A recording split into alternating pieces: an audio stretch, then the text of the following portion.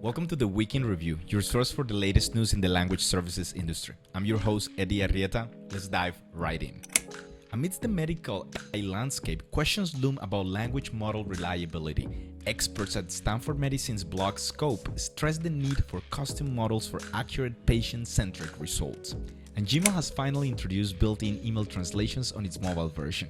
The company has added native translation to the Gmail app on smartphones. If you want to translate an email, all you need to do is open one in a different language, as in any that's different from the display language you choose for Gmail. The app will automatically suggest translating the body for you, as reported by Arl Wright at AndroidPolice.com.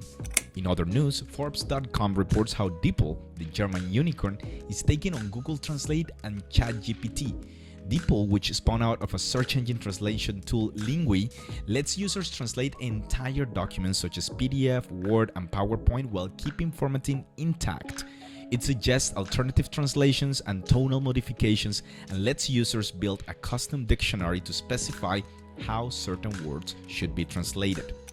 Finally, last week the city of North Las Vegas had its first city council meeting translated by AI. This is done in an effort to be more accessible and involve more of the community in local government. 42% of the city's population identifies as Hispanic, and almost 38% of people speak a language other than English at home. Read more about this at thenevadaindependent.com.